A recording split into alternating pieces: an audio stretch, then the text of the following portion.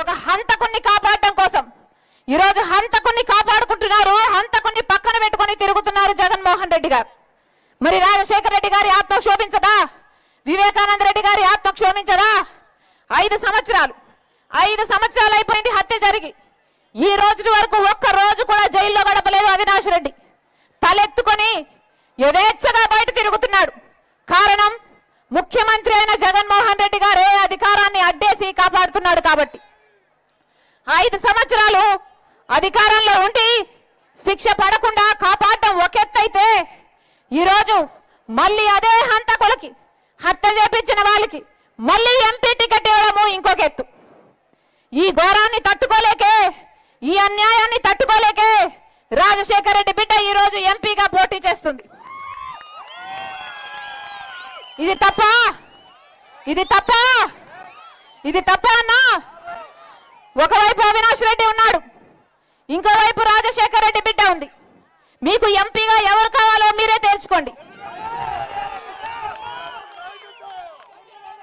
ఒకవైపు రాజశేఖర రెడ్డి బిడ్డ ఉంది, ఇంకోవైపు రాజశేఖర రెడ్డి గారిని తమ్ముడిని హత్య చేపించిన అవినాష్ రెడ్డి ఉన్నాడు. మీకు ఎవరు కావాలో ఎంపీగా మీరే తేల్చుకోండి. మీరు రాజశేఖర రెడ్డి గారి బిడ్డను గెలిపిస్తారో ఓడిస్తారో మీ చేతుల్లోనే ఉంది.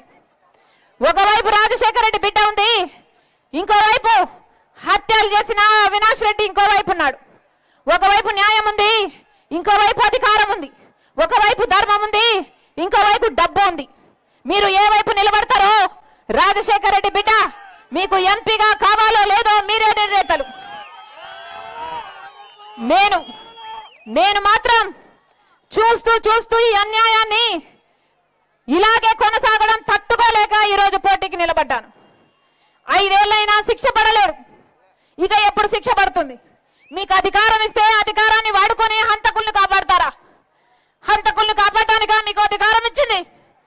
ఇందుకే నా ప్రజలు మీకు నమ్మి ఓటేసింది. మీకు ఎవరు కావాలో మీరు తెచ్చుకోండి.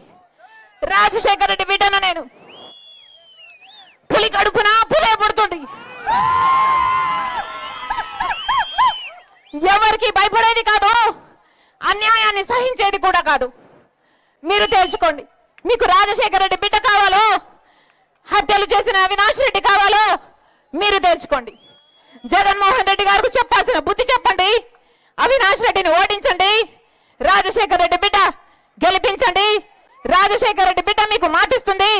ఈ రాజశేఖర రెడ్డి బిడ్డను మీరు గెలిపిస్తే మీ బిడ్డ అవుతుంది. నేను చెప్పేది ఒకటే, మనం ఏదైనా తప్పు చేయాలంటే 10కి 100 సార్లు ఆలోచిస్తాం. ఇక్కడ మనం తప్పు చేయమని చెప్పడం లేదు, నిజాయితీగా న్యాయపరంగా ఏం చేయాలో అది చేయమంటున్నాం. తప్పు చేయాలంటే భయపడాలి. మనం కరెక్ట్ గా ఉండడానికి ఎందుకు భయపడుతున్నాం? ఇది ఆలోచించాల్సిన అవసరం ఉందా? అసలు మీకు మీ మనిషికి జరిగిన అన్యాయం గురించి మాట్లాడడానికి ఎందుకు భయపడాలి? ఇదంతా విన్నాక మీరందరినీ ఇక్కడ చూస్తుంటే చాలా మనసు ఉప్పొంగిపోతుంది. ఇప్పుడు మనం న్యాయం వైపు ఉన్నామా అన్యాయం వైపు ఉన్నామా ఆలోచించాలి అంతే. మన డిసిషన్ మేకింగ్ అనేది చాలా సులభమవుతుంది. ధర్మం వైపు ఉన్నామా అధర్మం వైపు ఉన్నామా? మన కోసం పోరాడే మన షర్మిలమ్మ వైపు ఉన్నామా లేదా? మన కోసం పోరాడే షర్మిలమ్మ వైపు ఉన్నామా లేదా?